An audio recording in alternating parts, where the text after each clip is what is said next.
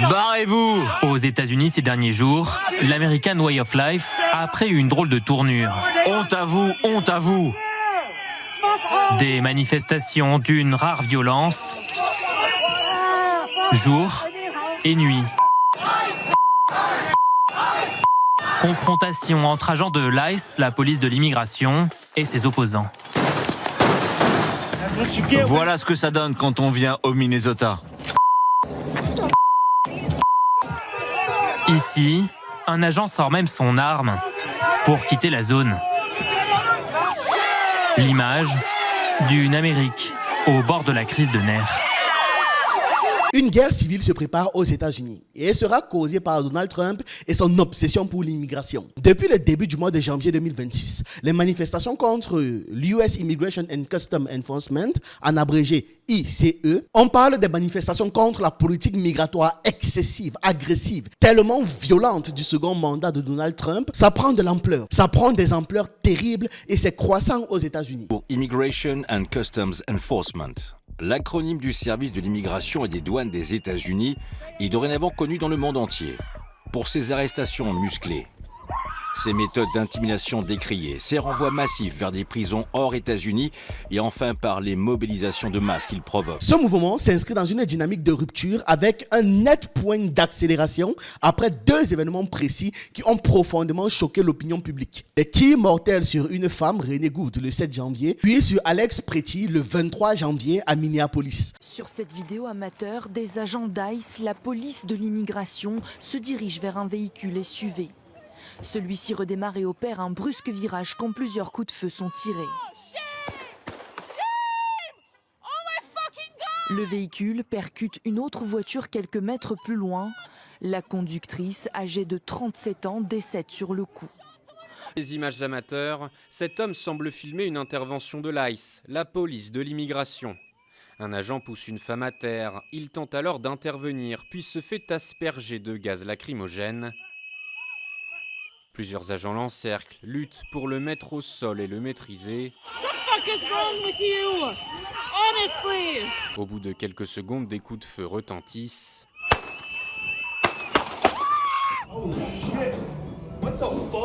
L'ICE vient d'abattre l'homme.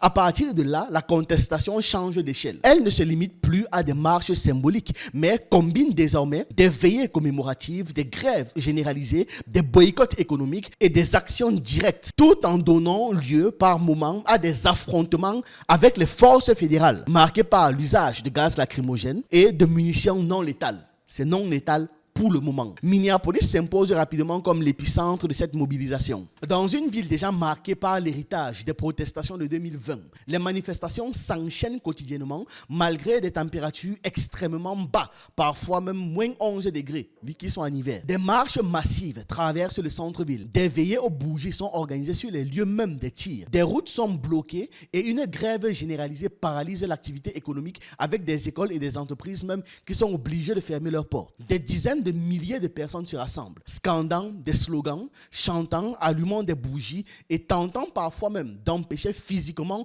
l'accès aux bâtiments liés à l'ICE.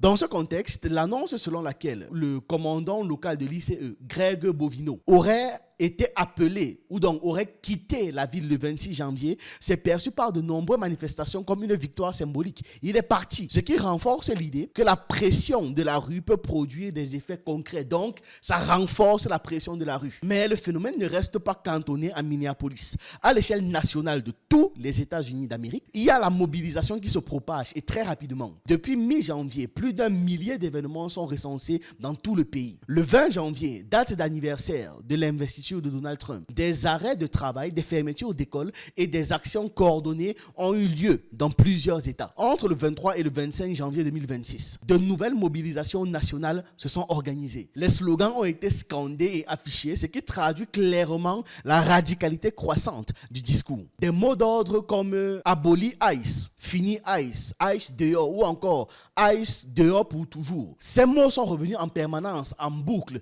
dans les cortèges de manifestants. Les noms de Renee Good et d'Alex Pretty deviennent des symboles, avec des appels répétés à la justice et à l'arrêt de ce que certains qualifient de terreur migratoire. D'autres slogans fusionnent, relient la lutte contre l'ICE à des causes plus larges, mêlant droits des immigrés, critique de la militarisation intérieure et opposition aux guerres extérieures. Les pancartes sont parfois ironiques, parfois frontalement hostiles, reflétant une colère qui ne cherche plus seulement à interpeller, mais à délégitimer l'institution elle-même. Les villes touchées sont nombreuses. Minneapolis reste le point de gravité, mais Chicago, Los Angeles, New York, Washington DC, Denver, Seattle, Phoenix, Madison, ou encore des villes plus petites, comme certaines localités dans l'Idaho, voient des milliers de personnes descendre dans la rue. Il y a des actions nationales d'ailleurs qui sont coordonnées par des civils. Ça a eu lieu le 23 janvier avec des sorties de classe organisées par les étudiants, des rassemblements à New York et à Washington et des manifestations explicitement dirigées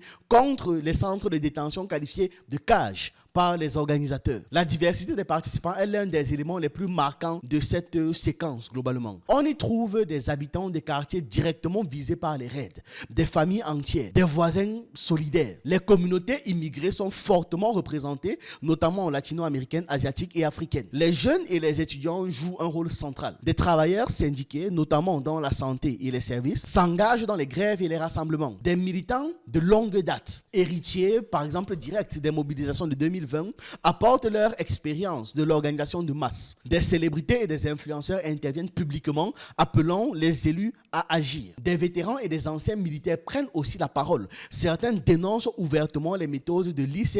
Cette pluralité donne au mouvement une légitimité plus large, bien au-delà d'un seul groupe militant. La situation reste extrêmement tendue. Maintenant, il y a une série d'affaires qui impliquent l'ICE qui a provoqué un choc moral profond et déclenché en fait une aggravation des conflits. Ces cas largement documentés par les médias ont un point commun. Ils touchent des enfants très jeunes, parfois des citoyens américains même, pris au cœur d'opérations de raids migratoires menées avec une brutalité disproportionnée. C'est précisément ce facteur qui a fait basculer une partie de l'opinion publique dans l'indignation ouverte. L'un des cas les plus emblématiques est celui de Liam Ramos, un enfant de 5 ans à Minneapolis. Les événements se déroulent le 23 janvier 2026. Lors d'un raid de l'ICE, près d'une école, son père prend la fuite. Selon la version officielle de l'ICE, l'enfant aurait été abandonné dans le véhicule. Mais pour les autorités scolaires, les avocats de la famille et de nombreux observateurs, la scène raconte autre chose.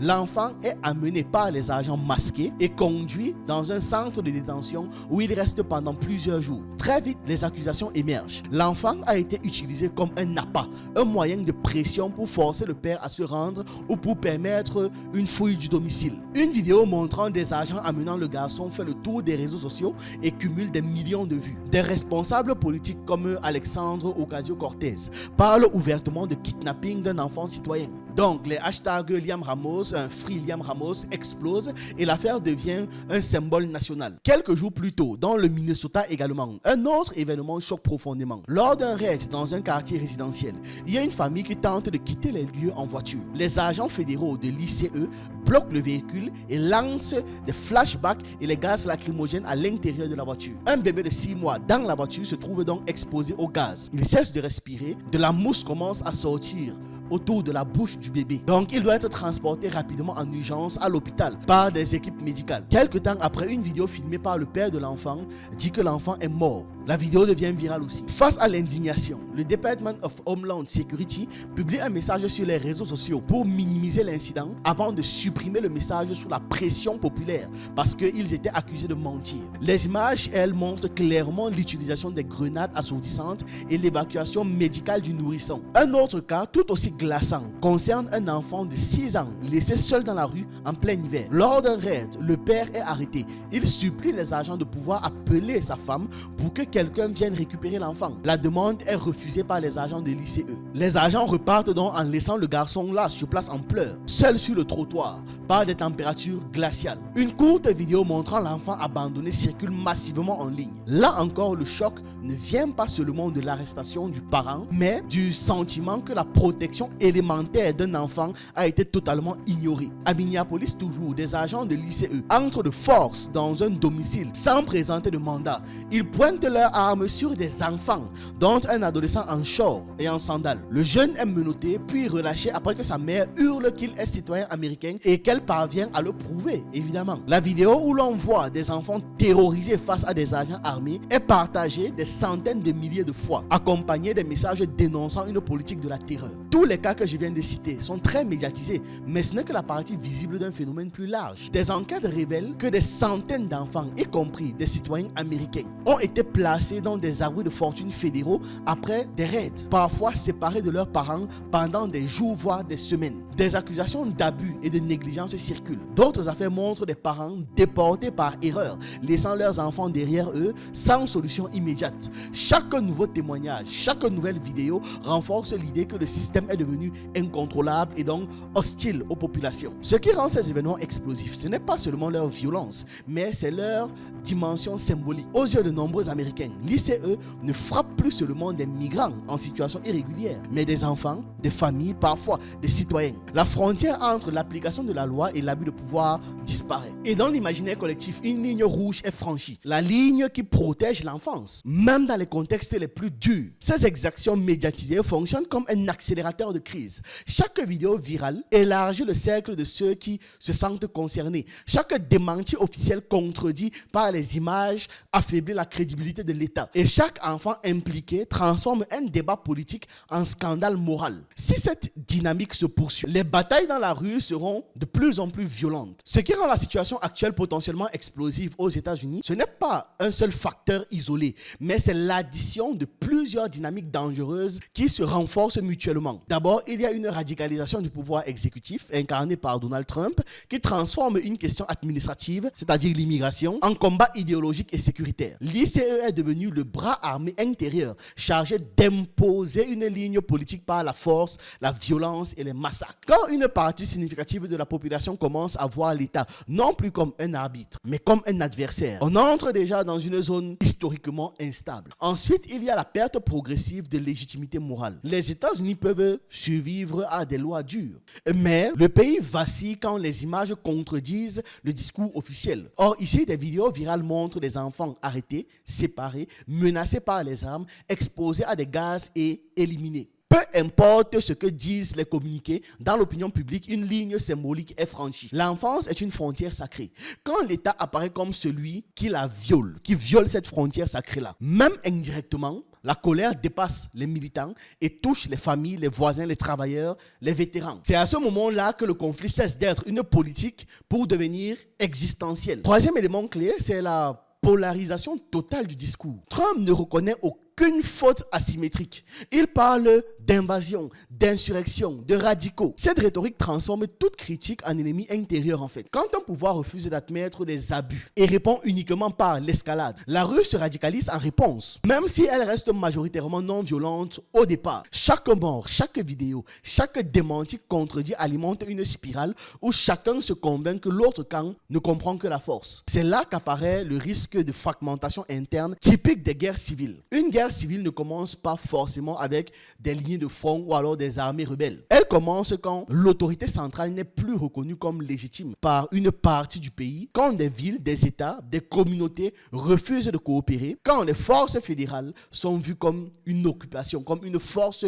d'occupation. Ça me fait beaucoup penser à la toute dernière saison de Daredevil qui est sortie, Daredevil Born Again. À l'intérieur, Wilson Fisk met en place une force armée qui ne rend compte qu'à lui directement, sous couvert de sécurité et de restauration de l'ordre. Il ne veut plus les héros masqués, j'en passe. Rapidement, la violence devient un outil politique classique, facile, banalisé même. Soyez extrêmement violent, c'est pas grave. La différence, c'est que dans la fiction, le spectateur sait que Fisk est le méchant. Dans la réalité, la situation est plus dangereuse parce que chaque camp se perçoit comme légitime. Trump se voit comme le défenseur de la nation. Les manifestants se voient comme les défenseurs des droits fondamentaux. Et entre ces deux camps-là, on a l'ICE qui devient l'interface violente, exposée, détestée, idéalisée par certains, haï par d'autres. C'est exactement ce type de configuration qui, historiquement, se termine en guerre civile. Les États-Unis sont extrêmement difficiles à détruire de l'extérieur, ça on le sait. Mais ils sont vulnérables à une chose, la perte de leur contrat social. Si une partie croissante de la population